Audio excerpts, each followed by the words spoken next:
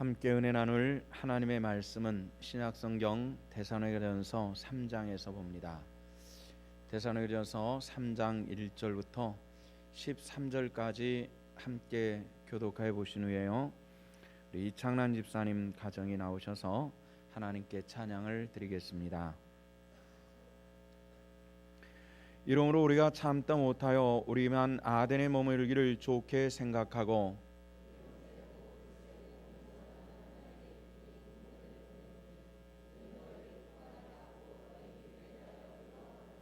아무도 이 여러 환난 중에 흔들리지 않게 하려 함이라. 우리가 이것을 위하여 세움 받은 줄을 너희가 친히 알리라.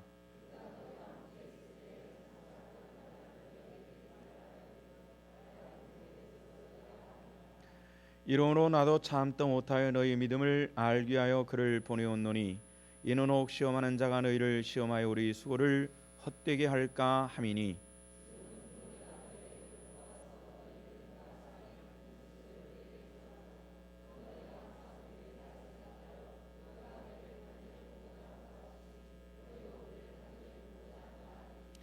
이러므로 형제들아, 우리가 모든 궁핍과 환난 가운데서 너희 믿음으로 말미암아 너희에게 위로를 받았노라.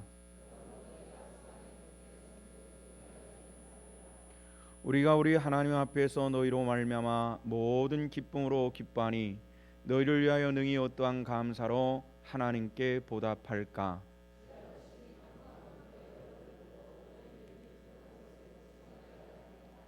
하나님 우리 아버지와 우리 주 예수는 우리 길을 너에게 갈 수 있게 하시며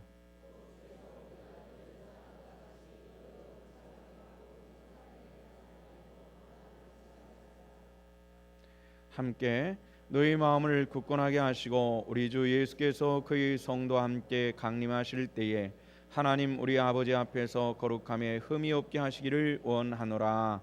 아멘. 데살로니가전서 3장 1절부터 13절까지 함께 보셨는데요, 데살로니가전서 말씀을 보면서 네 번째 시간입니다. 한 절반 하는 것이죠. 데살로니가전서가 6장까지 있으니까 우리가 오늘 하면 절반을 하고 앞으로 4시간이 남으면은 다 끝나게 됩니다. 이어서 우리가 데살로니가 후서 말씀을 보게 될 텐데요, 데살로니가 전서 후서 말씀을 몇 번씩 읽어가면서 말씀을 듣는다면은 여러분들에게도 영적인 유익이 있고 또 하나님을 더 잘 알 수 있는 영적인 지식이 만들어질 줄로 믿습니다. 오늘 성경 말씀에 보면은 하나님을 알매 있어서 우리가 어떻게 전하느냐 하는 건 굉장히 중요합니다. 오늘 성경 말씀에 보면은 사도 바울이 복음을 전하면서 데살로니가 교회 복음을 전하면서 어떻게 전했냐면은, 여러분들 예수를 믿으세요. 예수 믿으면은 뭐가 있습니다? 구원이 있습니다. 믿습니까? 구원이 있습니다. 여러분들에게 좋은 일만 생길 거예요. 이렇게 전하지 않았습니다. 어떻게 전했냐면은 예수를 믿으세요. 그럼 여러분들은 하나님의 자녀가 될 것입니다.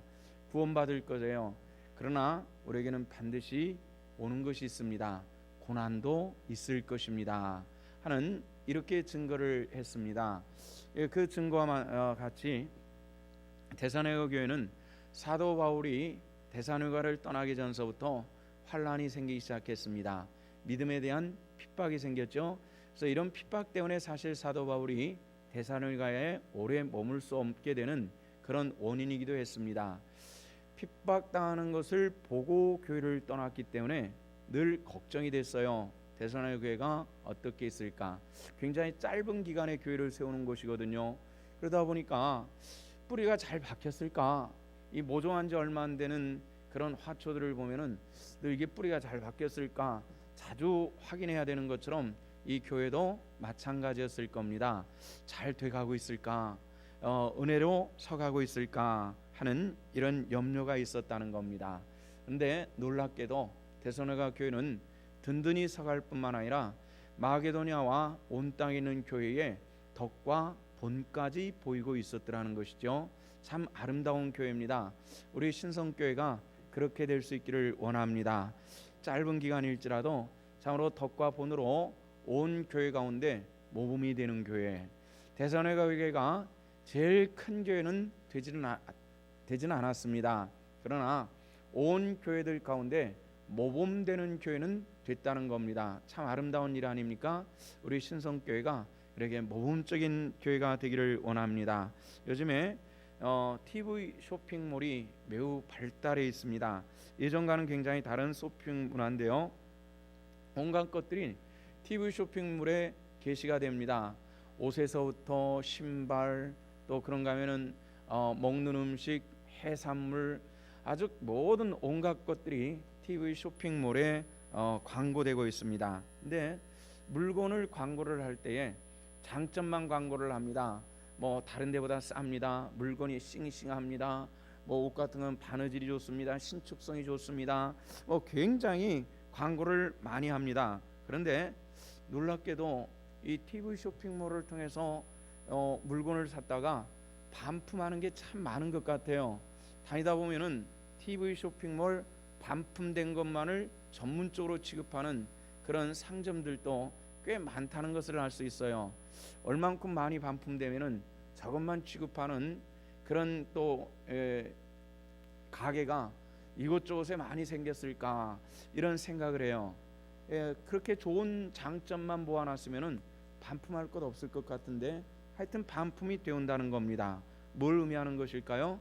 그거는 장점을 그렇게 얘기를 했어도 단점이 있었다라는, 이걸 반증하는 그런 내용이죠. 단점이 있었다는 겁니다.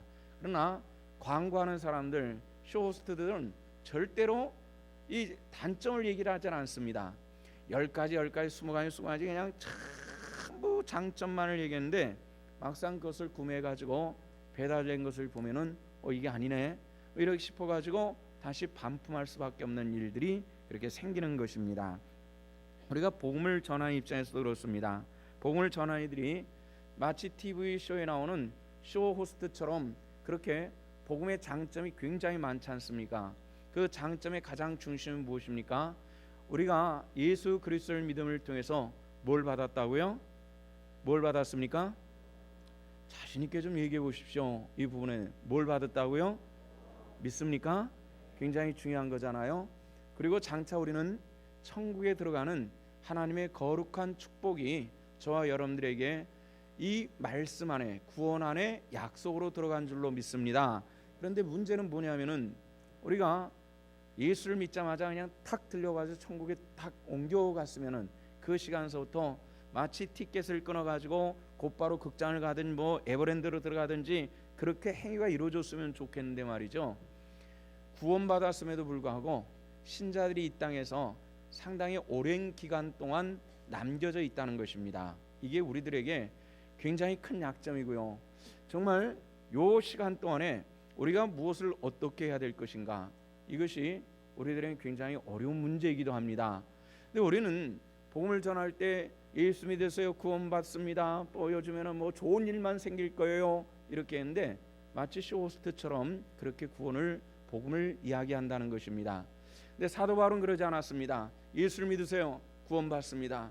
그러나 우리가 이 땅에서 믿음의 사람으로 살아간다 할 동안에는 반드시 환난과 복음을 통한 고난도 있을 수 있습니다.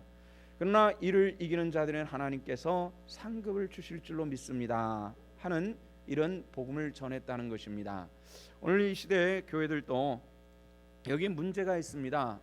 예수님께서 산상보훈에서 그 팔복음을 말씀하시면서 이런 얘기를 했습니다. 나를 인하여 너희를 욕하고 핍박하고 거짓으로 너희를 거스려 모든 악한 말을 할 때 너에게 복이 있나니 기뻐하고 즐거워라, 하늘에서 상이 큼이라. 믿습니까?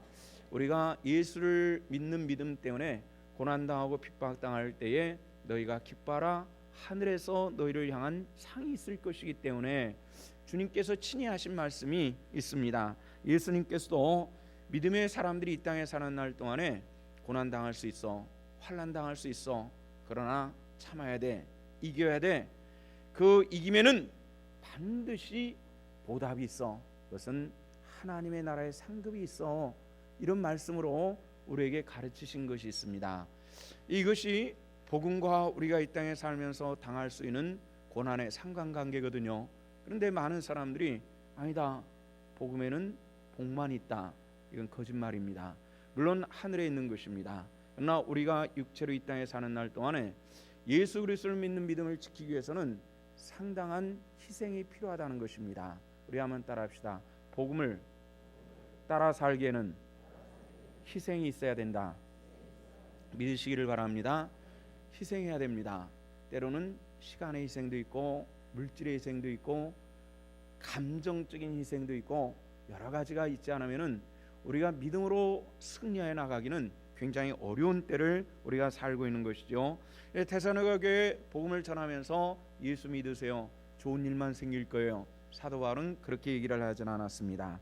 우리가 데살로니가 교회 복음을 전하면서 우리가 예수를 믿으면은 고난도 있을 수 있습니다. 이렇게 얘기를 했어요.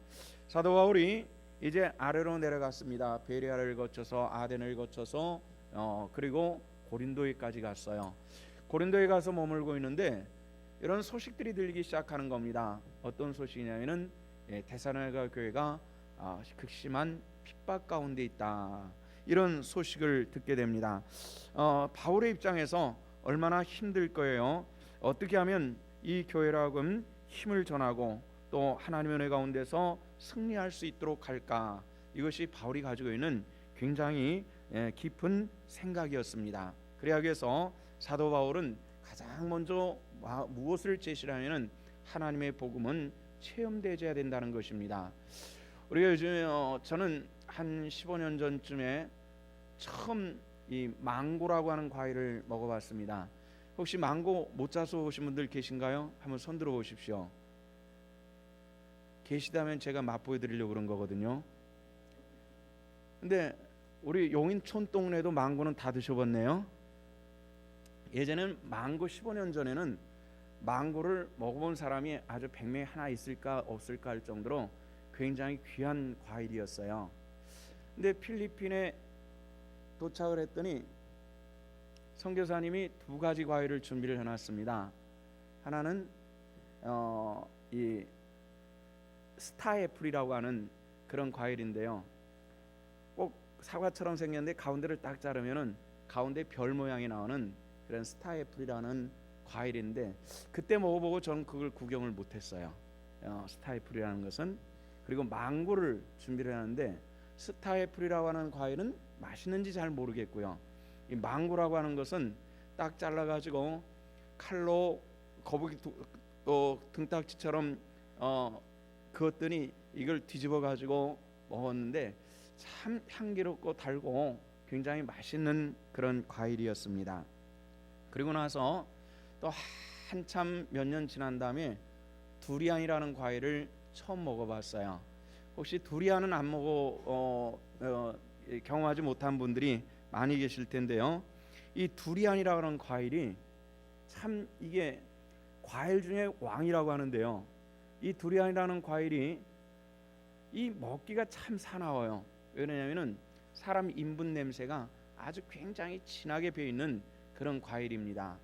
처음 먹을 때 그 과일 안에 과육이 이런 그 과육이 뭐 한 8개 정도 들어 있거든요. 근데 그걸 하나를 다 먹어보지를 못했어요. 냄새가 너무 강하니까. 근데 하여튼 맛은 있는 것 같은데 워낙 사람 인분 냄새가 나니까 못 먹었어요. 그 다음에 먹어보니까 좀 괜찮아요. 그 다음에 또 먹어보니까 굉장히 맛있어요. 4번째, 5번째는 정말 허겁지겁 굉장히 맛있게 먹은 과일이 이 두리안입니다. 근데 이 두리안이라고 하는 이 과일이 그게 생산되는 나라에서도 이게 환영받지를 못해요. 먹는 사람은 좋은데.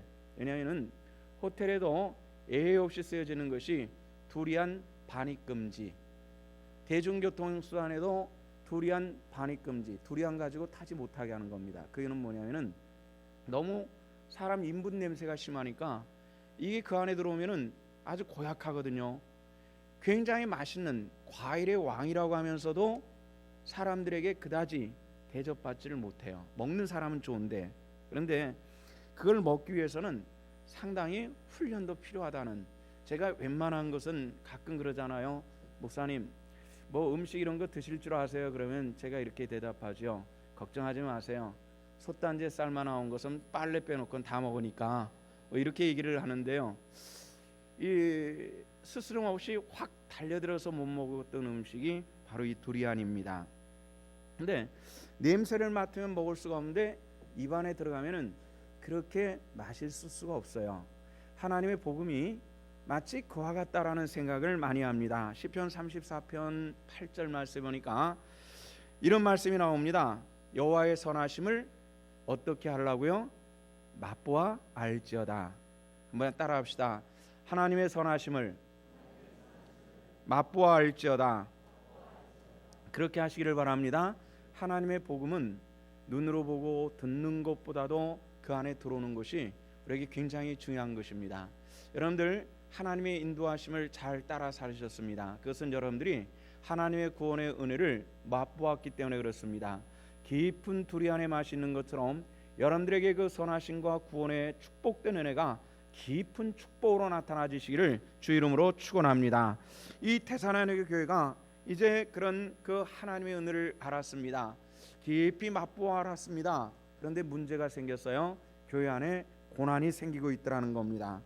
데살로니가 교회가 당하는 고난이 강도나 그런 방향이 어떻게 이루어졌는 것까지는 성경을 가지고 자세히 알기는 굉장히 어렵습니다만 데살로니가 고난이 닥칠 무렵에 바울은 아덴에 머물면서 먼저 제자 디모데를 데살로니가에 보냈습니다. 데살로니가 바울이 직접 갔으면 좋겠는데 바울은 굉장히 잘 알려진 인물입니다. 아무래도 위험한 곳에 이 교회 지도자가 갔다가 더 큰 문제를 일으킬 수 있을 것 같으니까 바울은 아테네에 머물면서 어린 제자입니다. 디모데는 그 무렵쯤에는 미성년자로 여겨집니다. 이 미성년자인 디모데를 데살로니가에 보내서 데살로니가가 지금 형편이 어떤지 알아보고 오라 하는 이런 부탁을 했습니다. 이 디모데가 가서 봤어요. 근데 이 교회가 굉장히 어려움을 겪고 있습니다. 무엇 때문에요? 여러분들 교회가 어려움을 겪을 때에 복음 때문에 겪는 것이 고난입니다. 우리가 잘못해서 당하는 것은 고난이 아니란 말이죠. 믿음의 사람들이 이런저런 욕심과 실수 때문에 이루어지는 세상 사람들의 핍박은 이것은 성경이 말하는 고난이 아닙니다. 당연히 받아야 될 핍박입니다. 이걸 가지고 얘기하는 것이 아니라요, 성도들은 순수한 믿음으로 살기 위해서 당하는 고난이 데살로니가에 있더라는 거죠. 디모데가 와가지고 그런 보고를 했습니다.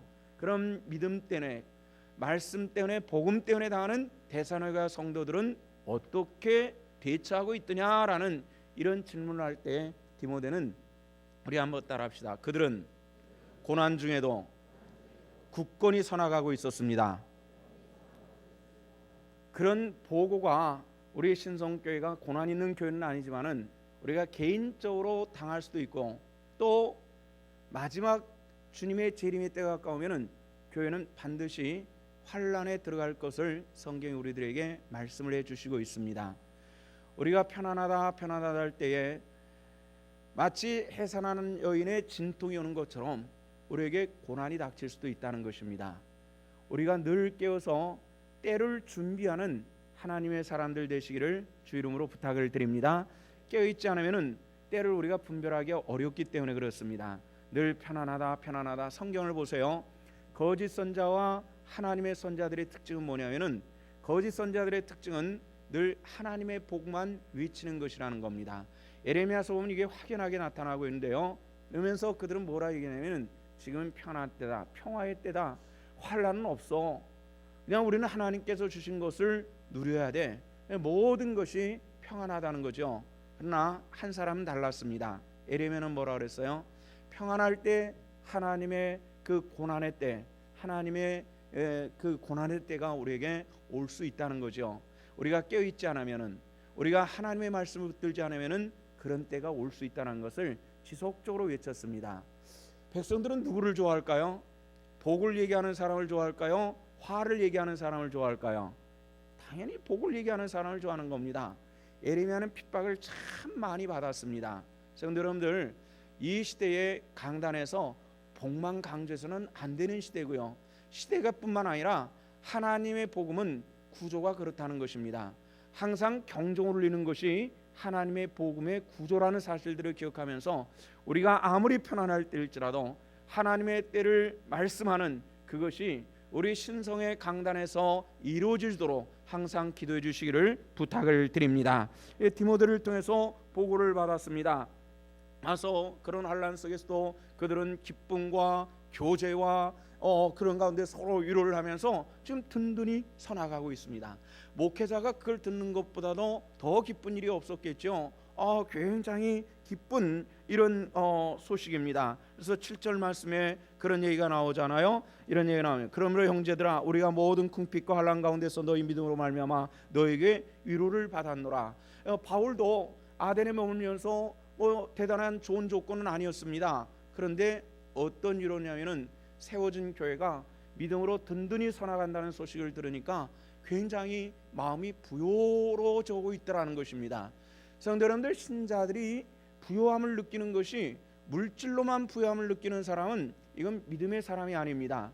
영적인 것과 내재되어 있는 하나님께서 공급하시는 그 영적인 충만함을 바울과 같이 느낄 수 있는 그런 우리 신성의 권속들 되시기를 축원합니다. 이거 어떻게 느끼느냐? 이건 굉장히 중요한 일들이죠. 우리가 고난 중에서도 흔들리지 않고 그 믿음을 굳게 잡은 이에 대한 보고, 이 감사를 사도 바울은 하나님께 드리는 것입니다. 저도 화초를 키우는 것을 좋아해서 씨를 뿌려 가지고 모종을 하는 경우들도 있고요. 화원에서 모종을 사다가 화단에다가 옮겨 심는 경우들도 있고 그렇습니다. 그런데 일단 자기가 자랐던 곳에서 한번 뽑아 가지고 옮길 때는 굉장히 위험한 때입니다. 그때가 굉장히 위험해요. 왜냐하면 뿌리가 자기가 주어지는 환경에서, 새로운 환경에서 뿌리를 내리고 제대로 성장이 돼야 되는데, 그게 대부분의 화초들은 100% 아무런 일 없듯이 이곳에 옮겨져 가지고 무럭무럭 자라지는 않습니다. 소위 말하는 몸살을 하는 거예요. 근데 몸살을 하다가 그래도 뿌리를 잘 받고 잘 자라는 그런 게 있는가 하면은 어떤 경우는 이 몸살 때문에 결국은 죽어버리는 이런 것이 있습니다. 그래서 제가 밖에 만년국이라고 하는 것을 좀 심어놨는데요. 만년국을 씨를 뿌리다 보니까 한 곳에서만 오르륵 뿌려져 가지고 그곳에서 이 모종들이 계속 자랐습니다. 그래서 이걸 나눠 가지고 곳곳으로 몇 개를 옮겨놔봤어요. 올해는 가뭄 비도 적절하게 내리지 못해 가지고 딱 한 20포기 정도가 됐는데 한 포기만 놔두고 전부 죽어버렸어요. 딱 한 포기만 뿌리 받고 자란 이런 것을 보았습니다. 그냥 그걸 볼 때마다 참 기특하다. 너 그 29그루 중에서 어떻게 너 혼자 살아남았니? 이런 생각을 하는데, 일단 살아남은 요 녀석은 다른 만년국보다도 굉장히 강하게 살아나는 것을 보면서 끝까지 견디는 자에게 복 주심의 하나님의 말씀이 이 화초에게도 있구나라는 이런 생각을 합니다. 마지막까지 견디시기를 축원합니다. 붙드십시오. 하나님의 말씀을 붙드십시오. 그때 성령께서 함께 주실 줄로 믿습니다.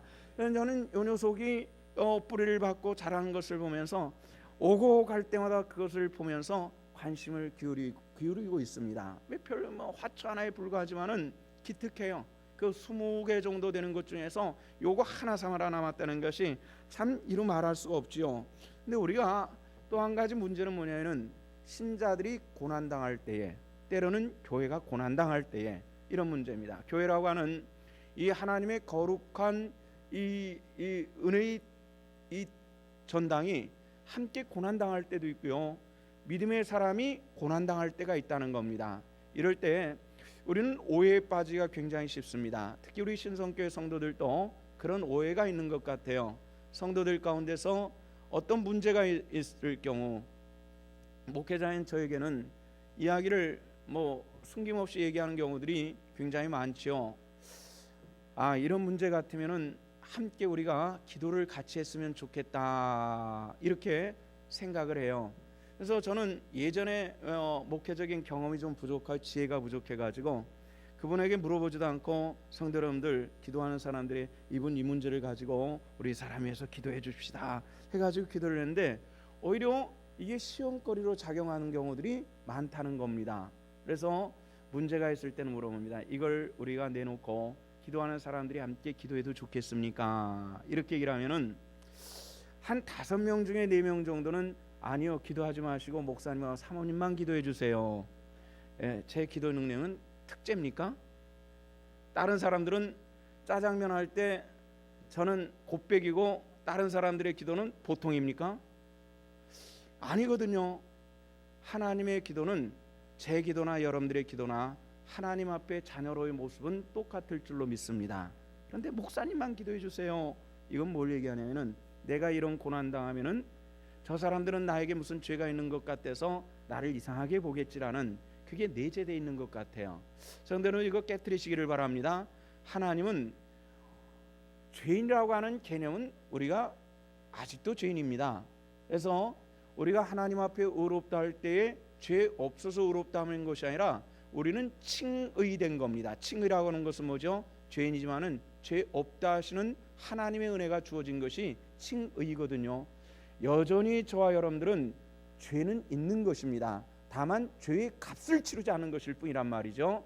그런데 우리는 종종 어떤 문제가 있으면은 하나님이 나를 때리셨다라고 착각하는 이런 경우들이 많다는 것입니다. 물론 긍정적인 의미에서 내가 어떤 고난을 당할 때에 내 주변을 살펴보고 내가 뭐 잘못한 거 회개할 것 있나 찾아보는 측면에서는 괜찮습니다. 그러나 이것이 내 신앙의 발목을 잡아서는 안 되겠다는 것입니다. 우리가 끝까지 가져야 될 신앙의 중요한 조건 하나가 있습니다. 우리 한번 따라합시다. 하나님은 나를 끝까지 사랑하신다. 믿으시기를 바랍니다. 그 모습이 어디에서 나타납니까? 누가복음에 보면은 작은 아들 탕자라고 말하죠. 이 못된 녀석이 아버지 유산을 돌아가시기 전에 미리 받아가지고 멀리 나가서 허랑방탕해서 다 탕진해 버리고 맙니다. 아버지는 이 아들이 그걸 가지고 가면은 탕진할 것을 알았습니다. 언젠가 돌아올 거야. 그래서 늘 문설주에 그렇게 기대서 동구 밖을 쳐다보면서 돌아올 아들을 기대하고 있는 바로 그 아버지가 누구냐는 거예요. 바로 그 아버지가 하나님이신 줄로 믿으시기를 바랍니다. 하나님은 기다리시는 하나님이라는 얘기죠.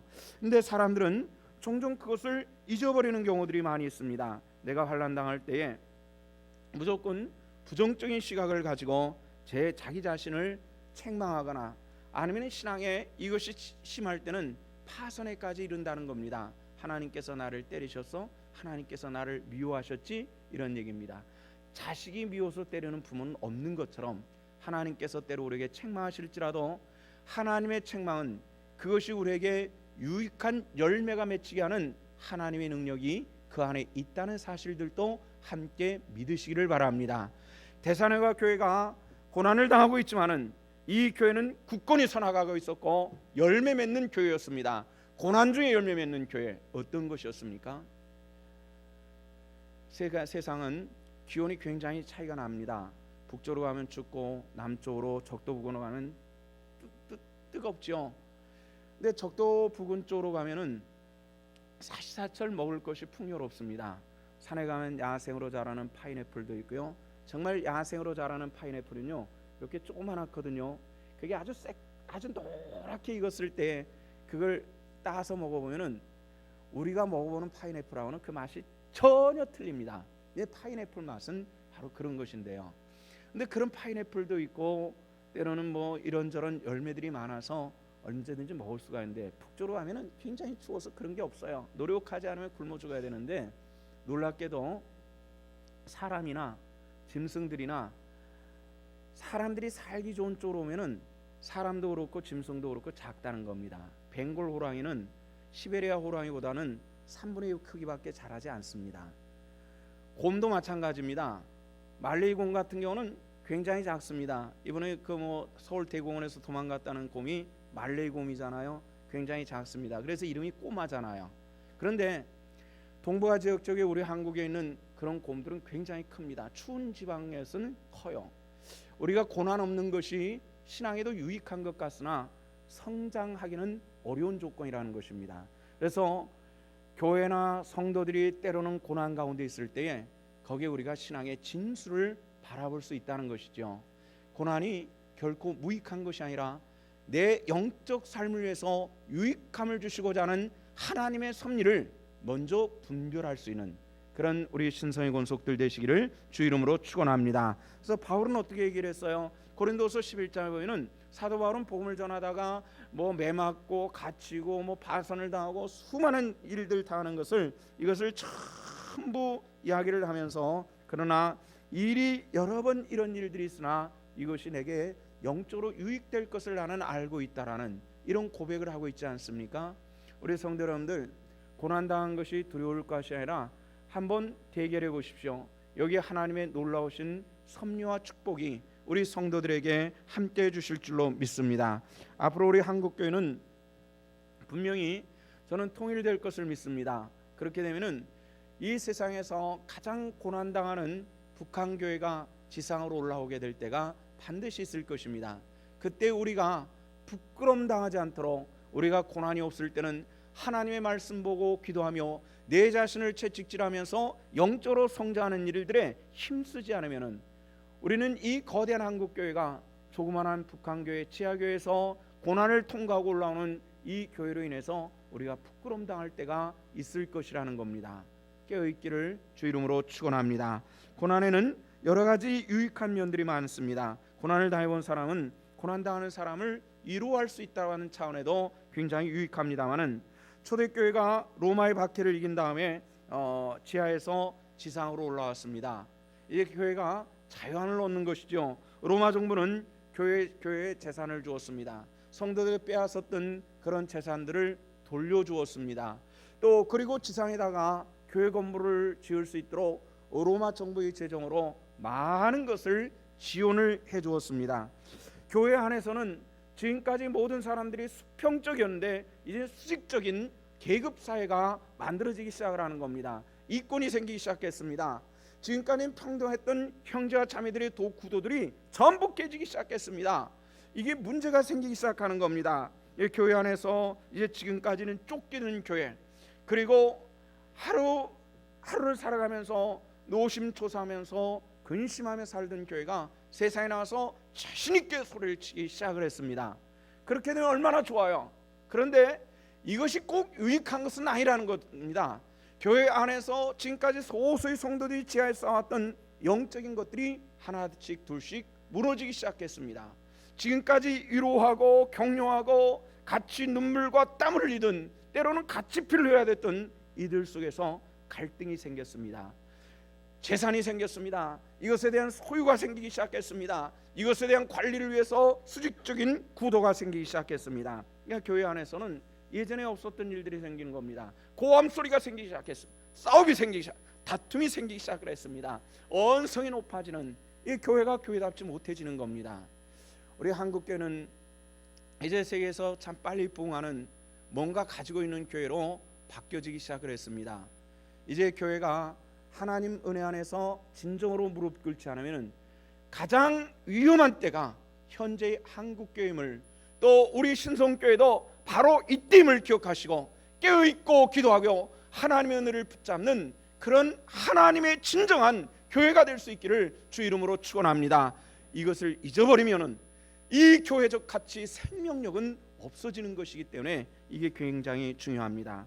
이 로마 교회가 지하에서 지상으로 나서, 그리고 사람들은 늘 교회 안에서 싸우는 것이 다반사처럼 되었습니다. 한 교회가 한참 싸우고 있는데 마침 지하 교회, 순모 다니던 그런 교회 때 붙들려 가서 심한 고문으로 걸음도 제대로 못 걸고 눈은 하나는 뽑혀져 버리고 또 팔 하나는 뒤틀려진 아주 심각한 장애를 가지고 있는 성도 한 사람이 들어와서 고함치고 싸우는 한기통에 앉았습니다.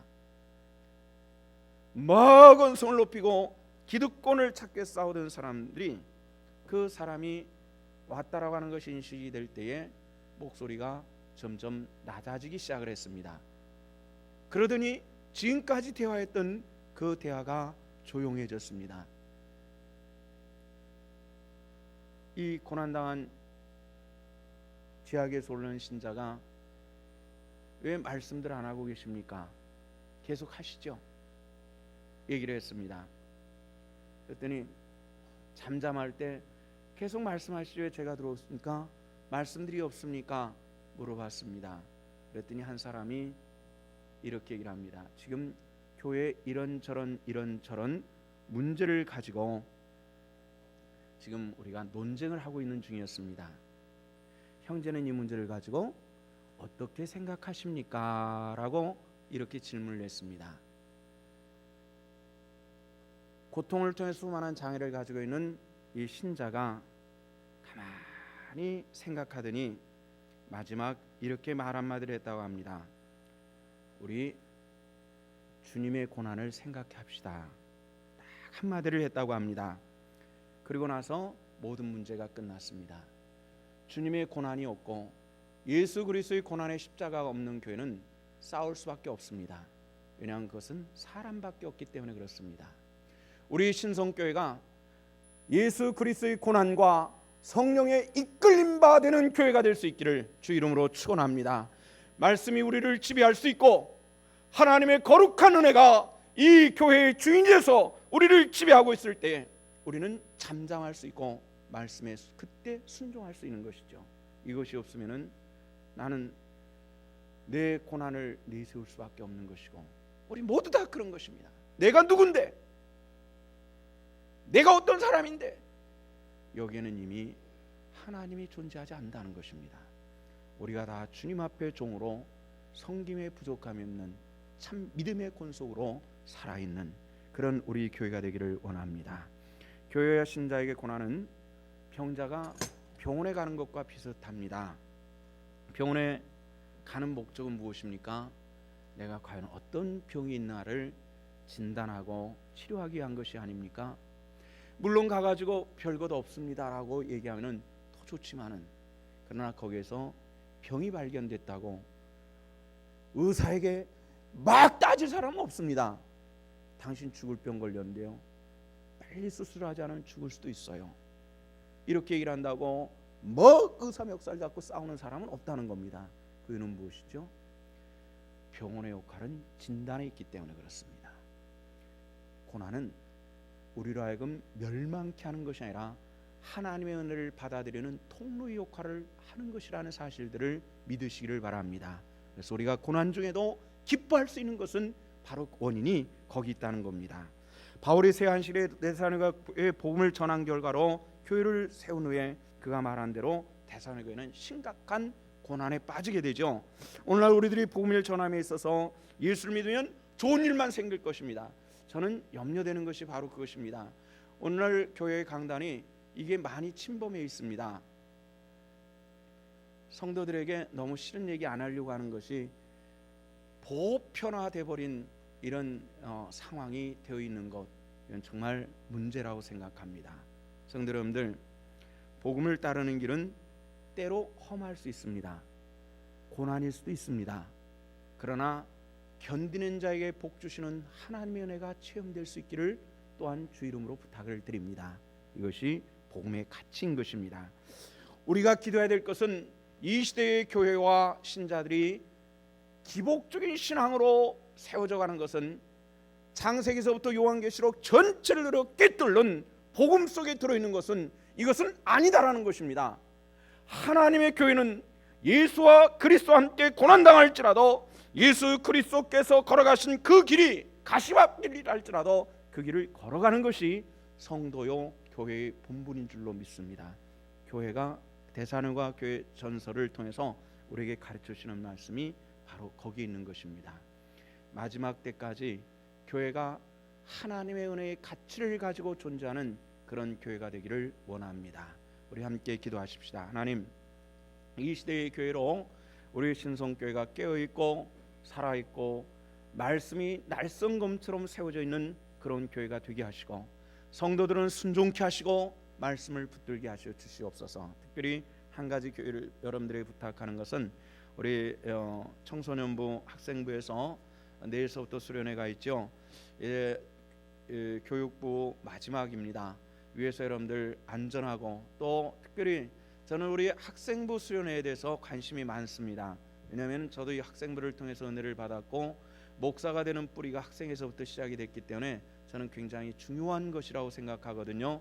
우리 학생부가 이 나이는 영적으로도 감성이 굉장히 예민합니다. 은혜 받기도 굉장히 쉬운 나이가 바로 이 10대입니다.